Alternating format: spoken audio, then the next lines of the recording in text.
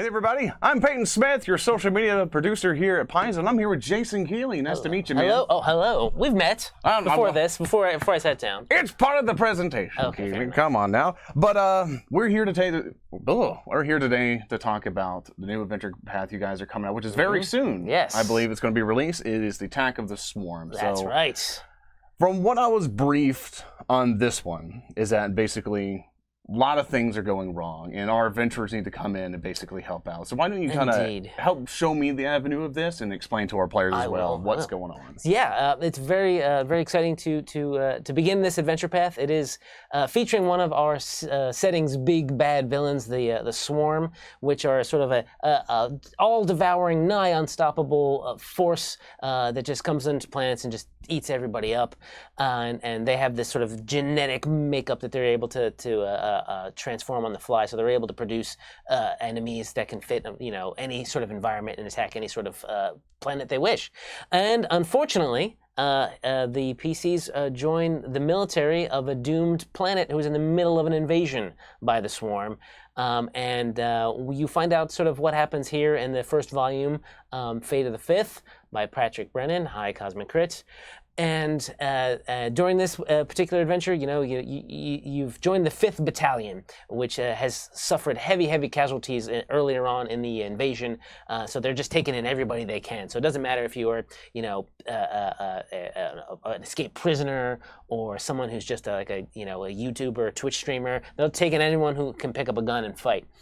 And so you're basically sort of now given a few missions at the beginning, and eventually have to save some civilians, fight against the Swarm, and see just how mean and nasty they are firsthand. As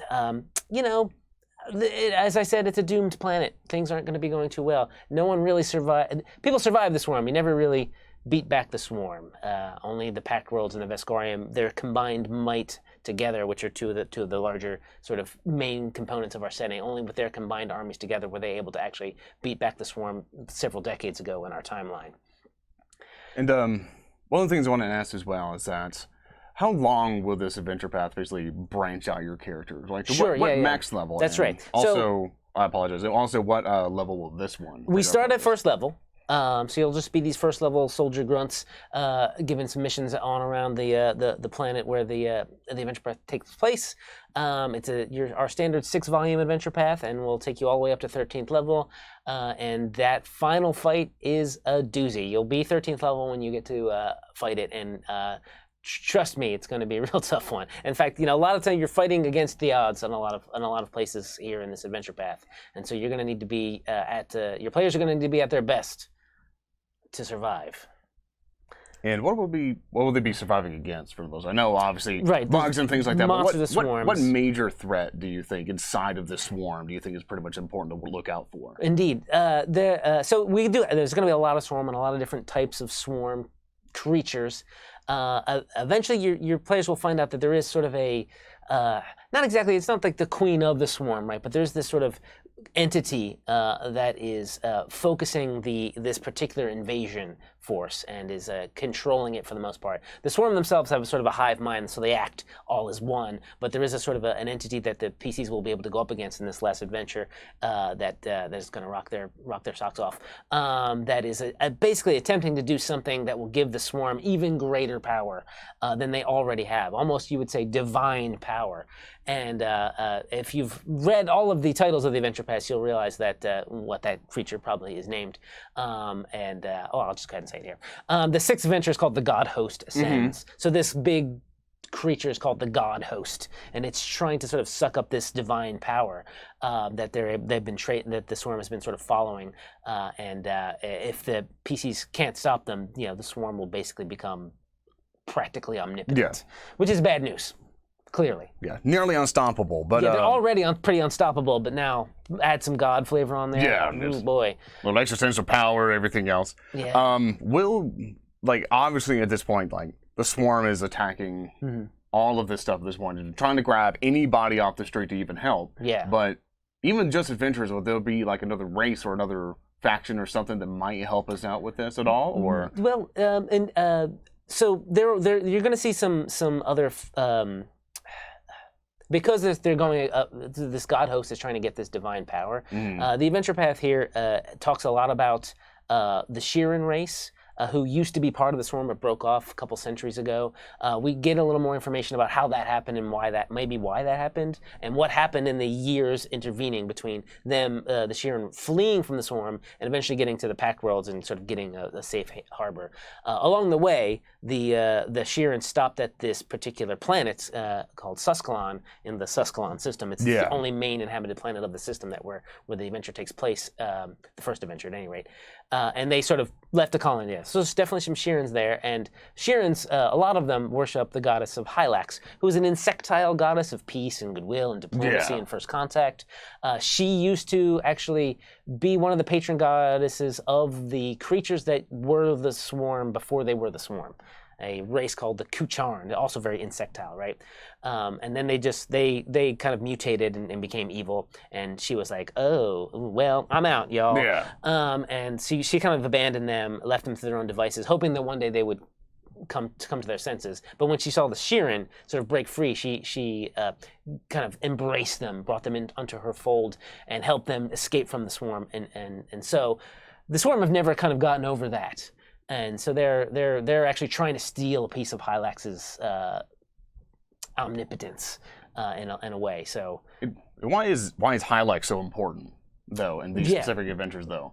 We'll see. We'll actually see that you'll learn. The PCs will learn that Heilax is important. That the swarm are trying to steal a little bit of her deity. It's not a word. Her godly powers. Her godly power, right? So you'll actually have some contact with some priests of Heilax. Yeah. And some monks of Heilax, and you'll be traveling to some places to kind of learn how to stop them at their own game. The swarm, that is, with the help of Heilax. And with all of this happening, where is majority of this adventure taking place? Right. So I mentioned the Suskalon system, which is out in the vast, which is a sort of the far reaches of our galaxy, right? It is not as well traveled as our core setting, the Pact Worlds and the Veskarium. Now this is a small system. It's got a number of planets, but only one of them is fully inhabited, and there's a colony on another planet and some other sort of space stations around and whatnot. But this Suskalon, the sort of core of the setting, is where the swarm have attacked. Yeah. So you'll be traveling. The system though is not unfamiliar with the Pact Worlds and the Veskarium. They have a sort of a minor trade agreement. They're not quite ready to be fully a colony of the Pact Worlds or a protectorate of the Pact Worlds just yet. They want to maintain their independence, which unfortunately is going to hurt them in the fact that they can't call on the Pact Worlds and the Veskarium quickly enough to help beat back the swarm. Which is, because they're friendly, your players can play any race that we've kind of basically put out Starfinder at this point, and have traveled to Suskalon. Especially even all those Alien Archive 3 ones. Indeed, yeah. You show on. Bring everybody in tow. There's also a chance, if you really want to out there, play an entire bugs party of different species of bugs. You've got your Shiron, you've got trucks, you've got bolitas, you've got the Han, and a bunch of other different kind of crazy bug creatures that you can be. And so you can be this whole, if you wanted to play it bug versus bug. Besides the Suskalon system, which you'll visit a couple planets in, you'll actually be heading out elsewhere out into the vast to a system that has already been defeated by the swarm and is occupied by the swarm. So you get to go behind enemy lines. You'll be going to some other strange places, such as crazy mindscapes of psychic projections and whatnot. And eventually, you'll be returning to Suskalon. Again, good questions. Yeah, don't worry. Talking to chat a little bit, make sure they're all nice and dandy. So, about the Suskalon system, I think the majority of this is around in. Yeah, it's sort of the focus. Do you think that maybe lore-wise or something, are players just going to be out there and abandoned without much of support, or are they just going to be you're out on your own and you get to have the resources only of this system? Well, as you join what's called the Suskalon Defense Force at the beginning here, you are basically you're low level, so you're treated basically you're ordered around a bit. Eventually, you'll sort of gain the favor of some of the higher ups and whoever survived. Yeah. By the end of the first volume, the military's been sort of like decimated essentially, and they're just trying to keep everyone intact. But the first volume here actually has a sort of player's guide that will introduce the Suscalon system, talk a little about the Suscalon Defense Force, who you are and how you might be, by theme, what you might be doing there, how you might have joined in. So, are you a mercenary that's just there for the money? Are you a scholar that is really interested in the swarm, and this is the only way that you can get close enough to to get your what's the word I'm looking for? Observations. So it talks about that. That is sort of our first player's guide for Starfinder, sort of an official player's guide. We've done a little bit here and there at the beginning of the adventures to talk about how to get a group together and what the players might want to know. But this like 8-page article is meant to be given out to the players if need be, printed up and given out to them. It also contains 2 new themes that are very military in nature. The Battle Medic and the Career Trooper. Did you bring some? Yeah. If you want to show that second piece of art, that's of course the battle and Altronus battling out with the swarm. I know. The surface of the planet. I know we're going to go to the second image, but one of the things that, for one, I really love this piece of artwork. I don't know. I'm sorry to ask for a tall order. Do you know the artist off the top of your head, maybe? Oh no. I'd hate to try to guess actually. But that's a good point. I should be looking that stuff up, honestly. Okay, no. I'm sorry. I apologize to put you on the spot, but it's I really love everything with it. I love the action and everything in with it. Oh, wait, you know what we can do? We can look it up right here. Yeah, you actually probably have it in your book. That is Satayawan, I'm going to mispronounce this most likely, Fajarika? Satayawan Fajarika has done all of our cover work for the entire Adventure Path. So that includes the figure, which you can't see at the moment because I'm running that there. But that particular piece as well.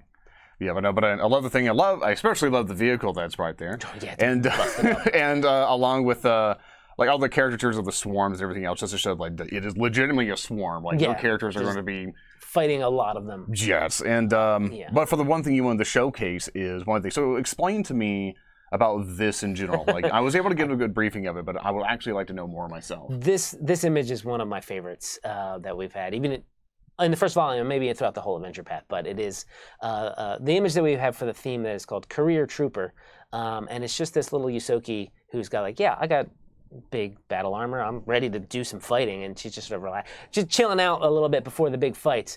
And so the Career Trooper theme, which you can take, is sort of helps you basically be a better soldier in a lot of ways. It helps you know that you've got to maintain your gear, and you've got to be ready for anything, and no matter where what kind of environment you're in and that sort of thing. So those little abilities you get over the course of your career will definitely help out in this Adventure Path. You want to talk about this a little bit of how this came to be, basically through all the meetings and discussions? Yeah, I wanted to have to start this one off. Starfinder is about 2 years old now. Yeah. Right, and at this point we've got a lot of stuff. We've got 3 alien archives at this point, a Pact Worlds book which has a lot of themes in it, everything, and a lot of stuff that's player oriented all over the place. So I did want to give a little bit of guidance for PCs who might want to be starting this Adventure Path. So I was like, let's do it, let's fully do it. And I had the author of the Adventure, Patrick, there also write me up all the background stuff as well that we can give to the players. Where Suscalon and what the military is like. Maybe there's a sidebar that's got some fun jargon for the war if you want to talk exactly like the soldiers. Nicknames for the enemies and stuff like that. Yeah, exactly. Develop as you've been fighting them. Exactly. Yeah. So I wanted to basically have some first level gear that was sort of focused on fighting the swarm or being just sort of in a war zone. In a war zone position, exactly. So there's some stuff like wake up patches where you slap them on, you shake off some fatigue, the fatigue condition, so you can do an all night march. There's some also in that there's some magic items that are essentially like magic badges of honor that you might get a couple as you depending how well you do, exactly. And then I wanted to have a couple themes that were very military focused, and the medic one and this sort of career trooper seem to be the holes in the system at the moment that we didn't quite weren't quite filled, because mercenary's good for a fighty type, but it doesn't say military. It says gun for hire, right? It doesn't say I'm working for a specific military. And one thing about this RP is I don't know if you can see a little bit better than me, but what is that on the left shoulder pad? Is it like a kill count, or is it a? Oh gosh, I think up there on the armor. Yeah, that's a kill count. I could just imagine, one thing I like about this piece of art is that obviously it still looks fresh, like the person's been through some rounds of combat and just recently cleaned up the armor. Yeah. But I'm going to find it really compelling to have some of your characters, every single time they start to kill bugs and stuff like that, they start to mark it on their helmets, or definitely. Definitely if they start bringing the starships in on this, so they'll start putting decals on the sign going, this is how many battles we've won and this is how many battles we've survived. It's I really love that kind of we're going to war. Yeah. To definitely still save our galaxy in a way. Yeah. Did you have any other art that you wanted to show off? Or? I think we can move on to the next piece if you want. Sure can. So this piece of art is actually sort of from the second volume, and it's showing the fact I wanted to hit a lot of different. It's not just Save It Private Ryan war tropes or Bridge of the River Cry war tropes. I wanted to talk about all the other tropes around war. Yeah. What happens after the war, during the war, off from the enemy, from the front lines. So during the second volume, you actually are escorting some refugees from the original planet to the colony world, which has got this one major city on it that's taking in a lot of refugees, and while they're doing their best and everyone is wanting to do that, it just becomes a strain on the city's resources. So you solve a bunch of problems there in the city, and this is a sort of picture of what it might look like in this futuristic city during the sort of we gotta build these areas to house people outside, unfortunately, because we just don't even have enough buildings in this city, and it becomes pretty bleak in a lot of ways. But the PCs are able to aid and help and do so. Yeah, I assume I can only kind of guess from an outsider perspective because I'm not in your side of your meetings and stuff. But if I was a fly on the wall, I would imagine I would hear stuff of just we kind of need to give the players a break from just constant war and stuff like that. And you kind of need some actions that kind of show off your characters a little bit more. How do you deal when refugees are in trouble at this point? Exactly. And maybe someone might be preying on those refugees. How would you deal with something like that? Right, indeed. That in fact 100% happens in the second volume. If we want to come back, I can show you the cover of the second volume because. Yep, and switching. No, there you go. We can see here that there's this android woman here, and she is the leader of a fringy cult group who thinks the swarm are. Who thinks that the system deserves the swarm. Yeah. And is kind of looped in a bunch of people and saying, just give in to them, let them, I know you're tired, what's the use of fighting? She must have an obvious good reason to have the swarm wipe out their entire civilization. It's that's someone the PCs are going to have to deal with, their group. And you can also maybe see it here that you've got a riot in progress. Yeah. I don't think we showed this off. Well, not too publicly, not the physical copy. I'm one of the only ones who has the physical copy right now. Are you now? Yes. Oh no, wait. This is The Last Refuge by Marilyn Butler, and this is mostly takes place on this colony world that you go to, talking about how you can save some people, put out some fires, almost literally, I think, a couple places around the city, and then deal with this problem, and also look for a space for the refugees to go. Yeah. So further on from that was there any other art that you wanted to show off before we continue on? Yeah, we can go through all the art. The next one here was talking about the Shirin, right? And how they are a big part of this because they used to be part of the swarm. And we talk a lot about, again, the second volume has that article that I mentioned about the Shirin history. It talks a lot about the Shirin history. And eventually we'll have an article about the Church of Heilax. And all that stuff is in the background. And so you're going to meet people who are fighting as well, especially in the next volume, the third volume, Huskworld by Liz Liddell, was where you go behind enemy lines. And here is one of basically a sort of group that has been left behind on that planet who is still fighting the good fights, the resistance fighters, basically. So you've got that war trope of the resistance fighters against an occupying force. Yeah, at least you're not alone in this war. Yeah, exactly. You're not fully alone, and you basically get to help out these, including this particular Shirin, you get to help out this group and fight back against the swarm, maybe sort of take back some spaces. All because the PCs are looking for some particular information. And that information is going to help them figure out why the God Host is doing what they're doing and what they can do to stop it.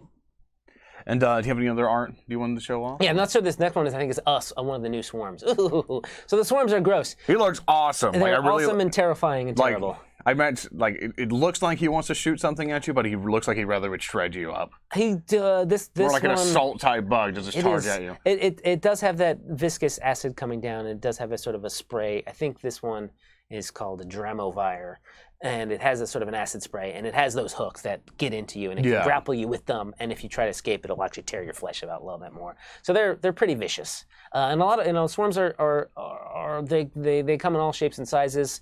Some of them are more melee focused. Some of them actually have range, like biomechanical ranged weapons built into their bodies, and some of them are even spellcasters. So they can do just about anything you need them to do.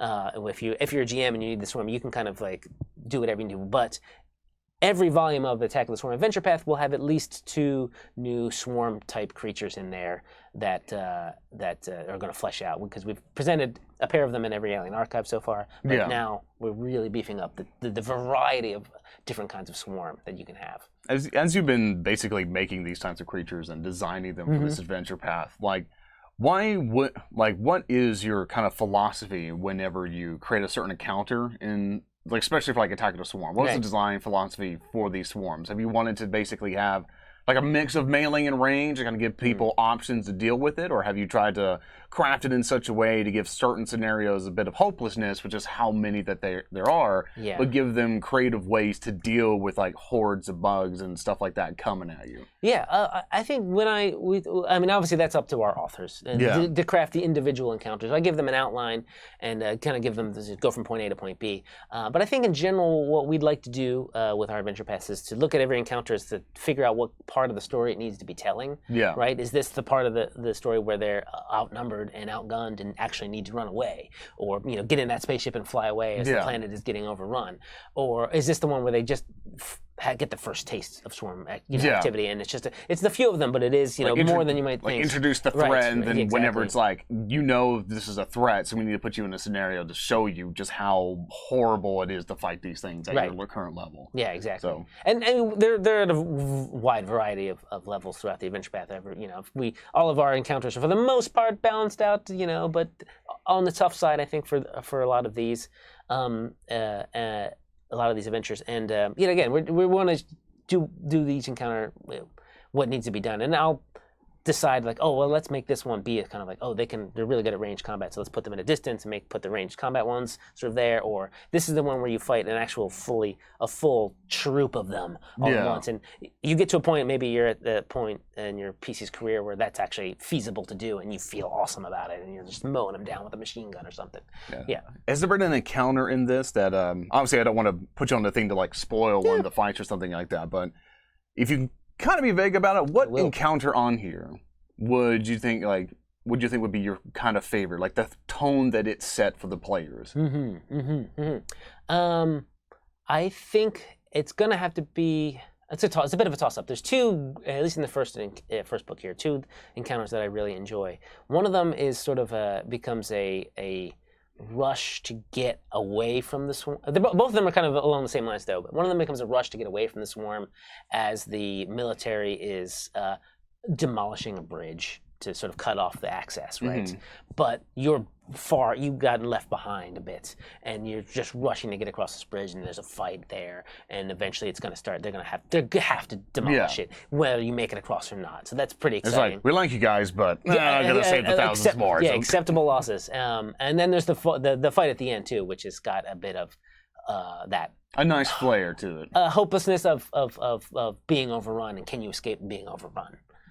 So without saying too much about what that is specifically. But that's super exciting to me, because I love those types of scenarios inside these adventure paths. In which more and more I've been starting to utilize these myself. And like I've been having a couple of them here in the office. I'm just going like, I want to run this, I want to run this, I want to run this. And they're excellent reference materials as well for someone like me who likes to game master his own games. Got to homebrew all of them. Exactly. And they're awesome tools to have, and also we just don't have time or whatever. Right, to run an entire. It takes like 2 years sometimes to run through a whole 6-volume adventure path. And you're gonna have, and since it goes like to 1 to 13 for the majority of this, you're gonna have tons of content to run in through this. But obviously, there's a lot of content, obviously, just for the adventure path and stuff like that. But I know we already touched on it a little bit, but what else does it offer the player? Right. Along with that.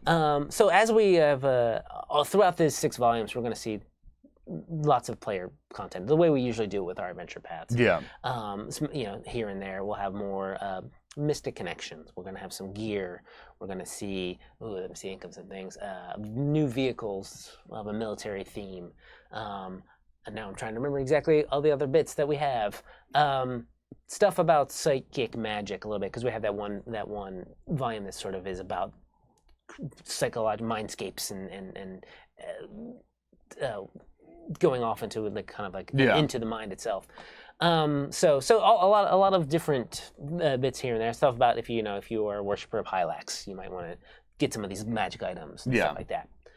So it's not basically exclusive for just game masters. No. All of our Starfinder Adventure Paths try to seed in a bit of player content in every volume, so that even if you're sharing a volume between your GM and your players, the players can get the stuff in the back that's not going to spoil the adventure. But say, look at this archetype. I really want to, play that. And Steve Getz here on chat asked, is there much in the way of new equipment?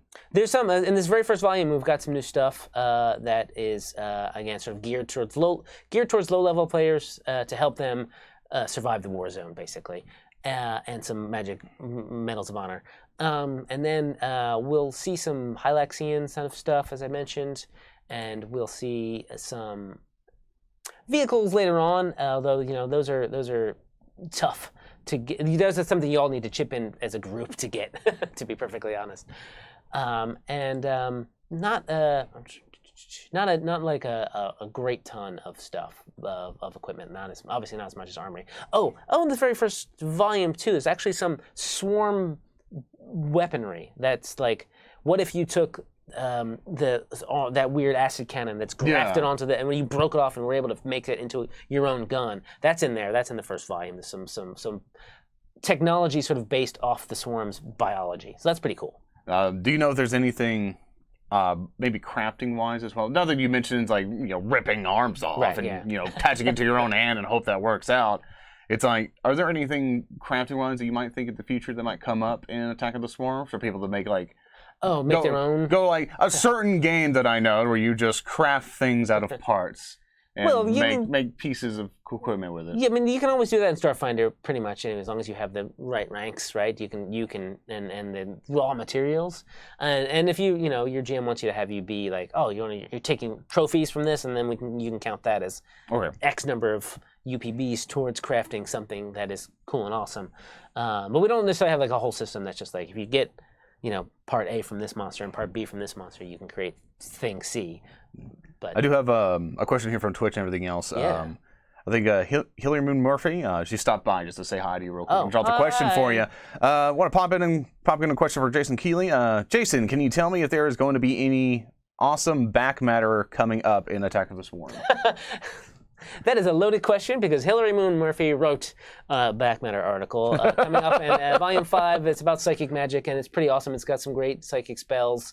It's got a fun like Esper theme, the ESP here, in the back, and just a sort of some additional character class options for like mystics and technomancers, I believe.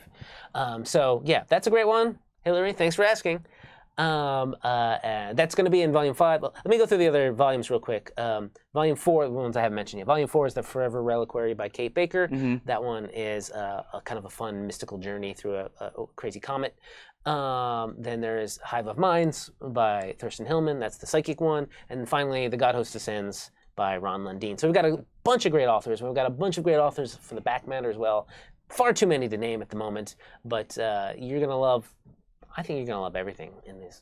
I mean, I'm biased. I'm really pleased with how this is coming out. So, that's what you talk about. I've been actually thoroughly impressed with it. Like, I'm actually really, I'm so upset with you that you actually only one that has the copy, and I need to go to the warehouse and go like, "Where's mine?" The first one has been given out around the office, but the second one is preview copy just for me. And I do have another question here. sort of related to what we just said. Will there be any special perks or obstacles that may come from playing a telepath or sharing this adventure? Like maybe, some people might not want you to be a bug in their army type of deal. Indeed. Well, I think for the most part, the Suscalon Defense Force kind of needs everybody, and you're going to meet a lot of different bugs people in this adventure as well, and they don't have any prejudice against other non-swarm bug people. But if you're a bit telepathic, you might have a little obstacle here and there, even if you're Lashunta, right? Because the swarm hive mind can get when you're in the heart of the swarm. Oops, that I believe is a StarCraft reference. When you're in the, it's okay. I keep making sure I didn't ever type that in our like preview material. But anyway, when you're that close to the swarm hive mind, it can get a little much. A little too much, and but it's never overwhelming. It's not gonna incapacitate your character entirely, and you might have a little benefits for being a bug type person if you're going to this overrun bug world, for instance, meeting with other bug people. They might look upon you favorably. Think, oh yeah, you're kind of one of us. And Mindslayer also asks, does the Adventure Path later on? Kind of weird how they worded it. Does the Adventure Path at later on points use the new COM book, or will it just be the current 7 classes? If you got one in there. Yeah, I get what you mean. We had to do the development of this book, these books, and character operations manual kind of simultaneously. Yeah. And at that point, we don't like to use stuff that's not yet fully finished and fully fleshed out, just in case something changes. Yeah. So unfortunately, I wanted to a couple times use the biohacker, or at least name drop a biohacker or a vanguard here and there, but it doesn't fully use. It's unfortunate that the psychic magic stuff doesn't reference the witch warper either, but we can always go back and retrofit those, I think. But they were all happening too simultaneously for us to be able to use. I think from here on out, we might see some more of those. And I think we kind of touched on this kind of at the beginning when you were kind of describing the swarm, but one of the other questions is there a ultimate swarm queen like the Formians, or does each separate swarm colony rule independently? Also, are swarm individuals sapient? They sapient. Oh, that's interesting. We've talked a lot about swarm biology and even a little bit of the history. Again, in this first volume, there's a whole article about the swarm and what they're like, and sort of gets into the individual. What is a swarm nest like, and that sort of thing. But for the most part, there is no one leader of the swarm. Yeah. What they do is they'll break off little sub-colonies if they need to, because their hive mind only has a certain kind of radius, right? Yeah. So they'll break off a little colony and be like, okay, you're sent off to invade System X, and then they'll go there and they'll munch up all the good resources and make the swarm bigger, and then maybe they'll come back. No one knows if there's like a space that the swarm control where they're centrally located yet. Yeah. No one's found that yet, and if they did, they'd probably didn't live to tell the tale. Yeah. So there's we don't know where they are exactly, but we know that they can exist kind of everywhere. And I think individually they have. Yeah, they're sapient. Yeah, they don't have individuality exactly because they have this sort of interconnected hive mind, but they're not just creatures. But for the most part, they do kind of act without care in a lot of ways. They'll fight you to the death because they don't care if the source if they live went or away, die. they can still function. Yes, exactly. Yeah. And furthermore from that, also, everybody also in chat and stuff like, if you want to ask us any questions, do @official Paizo. And you can go ahead and interrogate Jason Keeley as much as you want, anything about this stuff. But one of the things, I don't want to touch too much on the second volume that we have here and everything else. So, also, as a recap of everyone who basically came through, you're doing your very best to kind of deal with the swarm that's pretty much showing up onto a planet. And then further on, you get to deal with some of the aftermaths. Yeah. And stuff like that. So eventually you're gonna get like a secret mission to stop them, get all the information to stop them. Yeah, and of course it's a situation of thank you, sir. That why go down that route in terms of design of story? I understand it because I understand it's kind of all right, after it, you now have to deal with the aftermath and stuff like that. But why put the players there instead of dealing with all this stuff military-wise? Well, we have when we do our adventure path sort of brainstorming. We always come up with a list of ideas and just overarching ideas for adventure paths, and then the team kind of does a vote. I'm most excited about this. I'm most excited about this. And we thought it was about time to do an adventure path focusing on the swarm because it is one of our big baddies, and it was up to me to do it. And while I have watched Starship Troopers and read the book and whatnot, and watched more movies like Saving Private Ryan and Bridge over the River Kwai and stuff like that. I'm not like a super fan of that stuff, right? I wasn't sure if it would be a super. It could be a good story if you just were fighting the war, volumes 1 to volume 6, just like maybe advancing very slowly across a front or something like that. But the Swarm are so unstoppable and unreasonable. I needed some other reason to be able to like turn around and get them, what they were doing. So, and because I'm a little weird myself, I wanted to get a little weird with this, and so I wanted to break off. Give them a set, like you said before, give them a break from fighting give them a break, nothing but Swarm. You've got to fight other things, robots and other monsters. But just like it can't. I didn't want it to be all the Swarm all the time because that would get a little too repetitive. Even though they have a breadth of genetic mutations in them, it would be a lot. So I wanted to break off from that. So you get some stuff. You go some unusual places. You get to go inside of a giant Swarm creature. You get to go into a the inside their hive mind, essentially, psychically, and do all sorts of fun stuff with that. And so that's basically like what was my thinking in terms of that. And eventually, it comes back full circle. It comes back to being a war movie at the end. But it goes a bit of a weird detour, in my opinion. But a fun detour. You still wanted to hit all the details of war, in general, but you didn't want to focus only on the battlefield and all the things that involve the battlefield. You just want to say what happens to the civilians, what happens to what happens maybe to like some of the economic classes that are inside there, like my business is being affected by the Swarm. Like, how does that still affect and stuff like that? Go ahead. Sorry, the thing that also the PC an adventuring group is different from a military squad in a lot of ways. Like in a military squad, you get orders and you do the thing. And I didn't want them to be constantly just following orders. I wanted to give the PCs a chance to be able to act on their own and do things of their own volition. So they get missions. Go here and figure out what to do. Yeah. And that gives them a chance to have their own, decide what to do and come back and then get the next orders or whatever. So it becomes more freeing in that way. Yeah. Still restricted though because there is a war on. There's still a war. You can't just go home. Like, there's nothing. There's technically nothing. Once you get a spaceship, there's kind of almost nothing stopping you from just buggering off and. But it's your own spaceship. Wow. No, it is maybe someone else's spaceship or the military spaceship, but there's nothing necessarily stopping you except for honor and wanting to save your homeworld.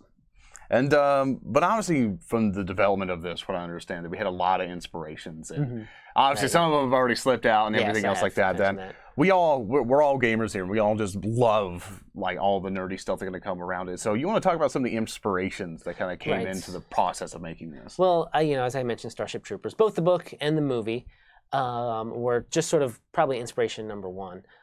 Any of your old war movies were pretty good to watch, and for me, being sort of having a lot of history of video gaming too, like playing the old Wing Commander game. Well, that's mostly space fighting, and the old X-Wing and TIE Fighter game. While that is mostly fighting in space, it did have this sort of a war feeling that I kind of wanted to capture once in a while. And then in a lot of ways too, like there's some bits of Mass Effect that are kind of war-like, right? Because you're fighting against an unstoppable enemy, and right? The Reapers are just there. They're gonna come. They're coming, and they're gonna eat you, or whatever it is they do. And so there's a lot of like that, and I hopefully caught a little bit of that in there as well. A lot of that stuff, we do sort of have a big old list of inspirations in the back of our core rulebook of stuff, and there's a lot more, probably more than I can even mention, because there were 5 or 6 of us writing that list, or at least we actually passed it around the whole office in a lot of ways. So I know I haven't read and seen and watched everything that is on that list, but I'm sure that you could find something else on there that I haven't mentioned that would be also a good inspiration. And again, all of our authors are all different people, and they had their own probably their own background, their own stuff that they knew that they wanted to see and in it, and it, everybody wanted something cool and amazing inside of this, and it basically made this wonderful thing. And I have one question here from Girl Stuff here. What is your top 3 favorite items from the entire Adventure Path? And if they're in the first one, is that okay if we might show an item or two? I don't have a ton of art, but I will show. This is sort of still difficult to see because it's just called a Mind Spike and it is just a swarm sword, basically made out of a bug arm. And that's it's kind of hard to see with the glare. Sorry, yeah, fellas. sorry. It's also kind of small. That piece of art. And then the other one, I would just say this is one of the magic badges of honor, the Courage Medallion. And would it be okay for you to kind of read? Yeah, I was about to say the Courage Medallion is enchanted to pulse with a bluish glow. It is awarded to those who risk their own lives to protect the innocent and their fellow companions. Once per day, as a standard action, you can activate this item to summon a fiery orb, granting you the benefits of Wisp Ally until the end of your next turn. That's just a basic level 1 item. Yeah, it's pretty standard. You know, it's something nice to have, but you can probably utilize it for a lot of things, though. There is, I think I saw someone mention somewhere in the chat as I was scrolling by, there is a gun emplacement item you can get, which means you have to buy the gun separate, but you can attach a gun to it and you fire it remotely, which is pretty cool. Is it like kind of like a little hollow pad thing? Do you basically just kind of like a little joystick? Just a little data pad that just sort of like you're playing a video game. And you can see through there's a camera on the gun, so you can see through it and shoot. So that's pretty cool. We've got some, camouflage membrane, like a nice netting of camouflage that you can put over over your clothing and armor, just to sort of help you be a little sneakier. And then there's the bug snare, which is just a good battlefield trap that you can put them out and it clamps onto them and holds them tight. And I have another question here. From Sun Twig, any monsters/creatures in the AP that are gargantuan in size? Yes. There's some gargantuan monsters. I don't know if we can show it or not. I don't have any. I don't have the art of them at the moment. Well, actually, there might be one. Is this a biggie? I read in the first volume. We did. Oh yeah, there's this one. We can show you this one. This isn't in the adventures, but it's in the volume. There's this big old wormy thing here, called a staticheat. That is gargantuan. And you can turn it into a starship. And what's its challenge rating? Does it say? Oh, 15. CR 15. It's pretty. That's why it's not in the first adventure, because it's a CR 15. Oh dear. It is a big old space monster, basically, and you can turn it into a bit of a spaceship. But you will be fighting some biggins as you go on in this game, for sure. Yeah, and of course, and remember, chat, if you still want to ask us questions and stuff, just go ahead and say in chat at official Paizo, or just kind of say your question here. We're taking as much as we can. And stuff like that. But well, someone mentioned Ender's Game. Yeah, I remember reading that. Yes, that's something that I read that didn't necessarily consciously influence me, but probably a little bit subconsciously. And one of the things I'm actually kind of curious about, did we do anything special with starships on this one at all, or? We have every Starfinder volume does have the interior starship stats and map on the back cover, and there are a few new swarm living starships, which is another thing that the swarm do, which is just sort of mush themselves together into a spaceship and are pretty nasty about it. And so basically what you're saying, that we get to fight giant swarm insects in space. You'll fight some of them in space as well. Yeah, indeed. Big, and even on close to the ground, maybe, when they are shooting at you and you're just in a Jeep. And is there any different design decisions on them? Like, basically, do they perform way different from a starship that you have to kind of deal with in a different way? Like, obviously, like kind of maneuver around and trying to shoot the guns, maybe take out shields, or it depends on the creature. I would say a lot of them are you're sort of semi-standard. They've got guns which shoot lasers and other or basically stuff like that, or missiles and that sort of thing, and might have their own shields. But some of them do some fancy weird things, like try to grab onto you, or that's the one I can only remember. There's one that kind of looks like a big beetle that just has big pincers and just goes trunk and tries to pierce your hull. So you gotta stay away from that one, obviously. Trying to outmaneuver them, because they're kind of like melee focused style starships, basically. And have we ever had anything melee focused? A little. I mean, a little bit. So there's I think the very first Alien Archive had something that actually I wrote called the Nova Spawn, which is a creature that eventually just sort of turns into a sun, but it's a living starship-sized creature, and it has tentacles that it tries to grab you with. Oh, that's awesome! And also lasers, and it's just a mishmash of every weird thing. After this, I want you to show me that and everything else. I will show that. And Twing asks another question here. Another quick question: will the AP feature the arts of Heilax's avatar? There is no picture of Heilax herself. We do have a Shiron angel that shows up in the Continuing the Campaign article, which I've only seen the sketches for so far. Yeah, it looks awesome.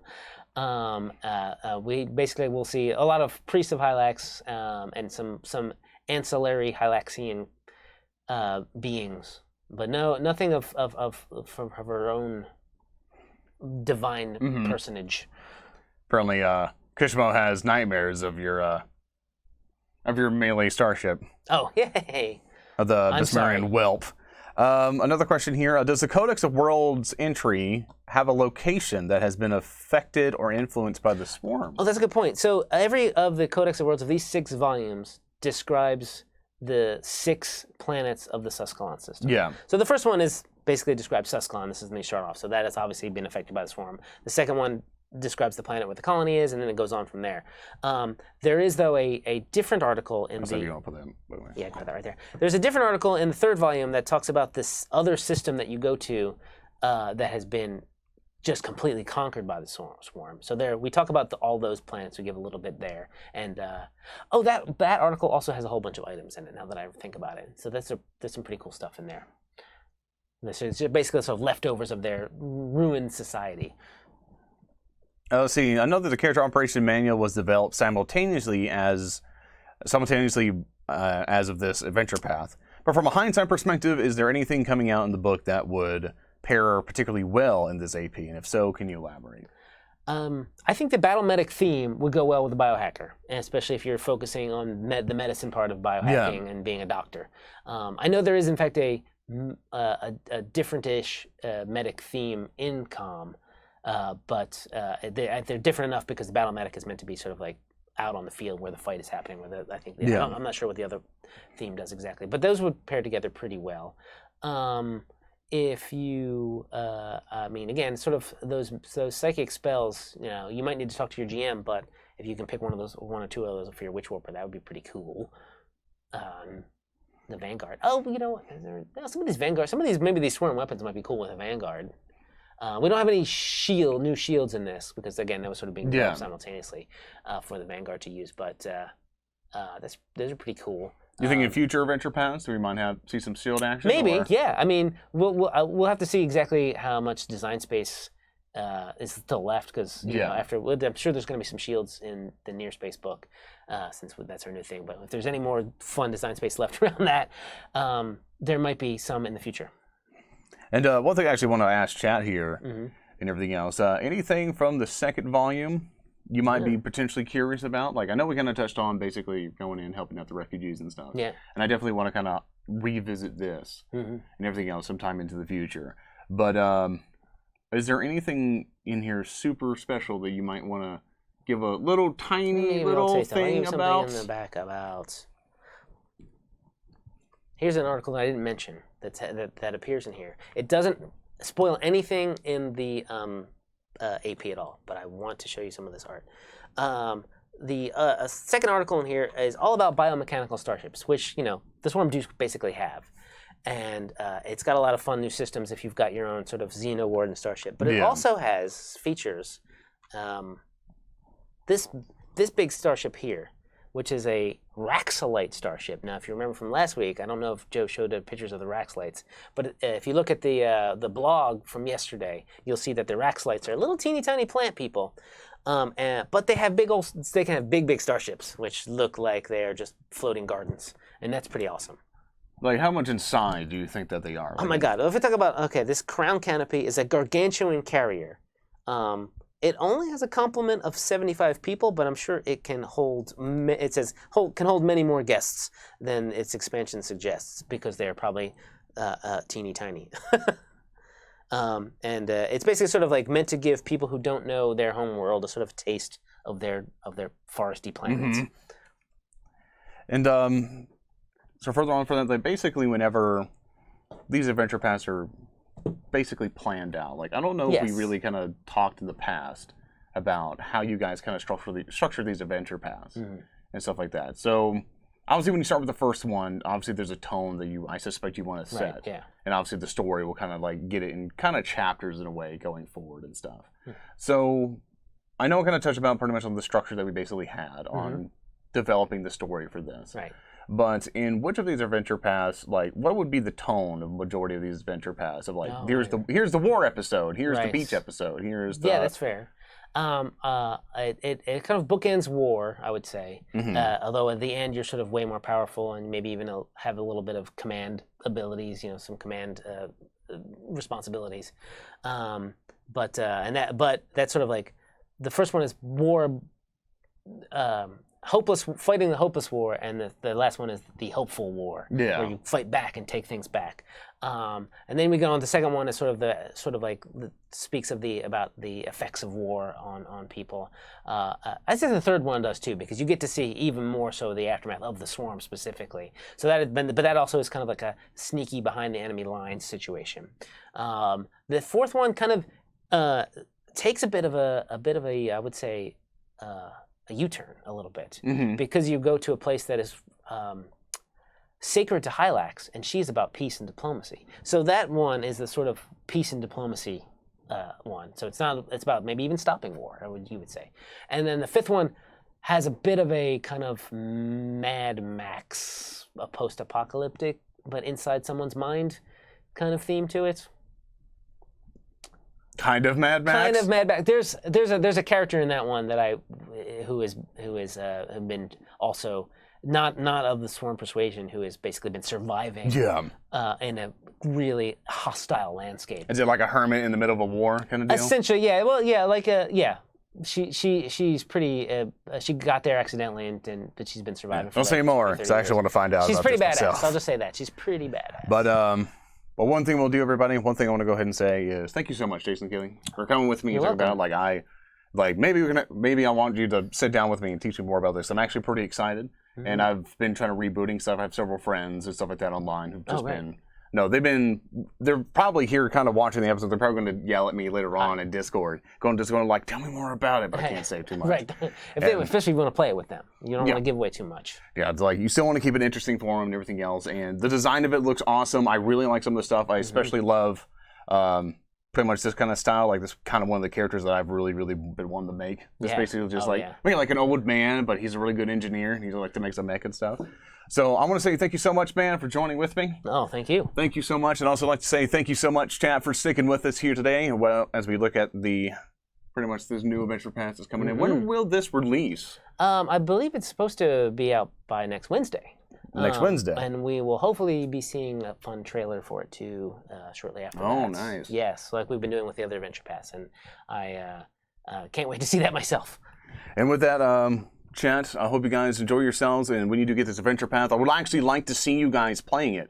Actually, if you guys have any streams or anything, if you playing this and everything else, please go ahead and send us anything via tweets or anything else on Facebook saying, hey, like I'm here playing this and stuff. Show me pictures of your table and everything else. Like I would like to see all you guys having fun with this new Adventure Path and stuff like that on all of your socials and stuff, even on Instagram as well. Like kind of, give us a yell and everything else. I want to see everyone playing this. And I actually want to see all the solutions and even listen to a few of your guys' podcasts and stuff like that, especially like for Cosmic Crit, who should be... I mean, I don't want to give anything away, but Patrick, you wrote that first volume.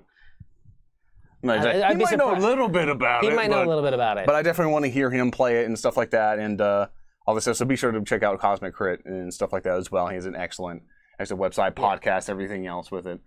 And further on from that, chat, thank you all so much here for joining with us today. Thank you so much again, Jason Keeley. And we will see you guys next time. And also remember... tomorrow's going to be a Oblivion Oath, but also on Friday we're going to have our 3 action game nights as well with the Pathfinder group, where you get to actually come here and basically make our characters. Chat gets to vote on all this stuff and like what heritage you're going to be, what race you're going to be. Can I get in on the chat and also help to vote? Yes, you can. I'm going to do that. I mean, because you work here, you can probably just like slip Post-it notes to kind of psychologically. No, I'm going to do it. I'm going to do it on the up and up and really, really mess them up. Okay, and with that, guys, thank you guys so much again, and I will see you guys next time.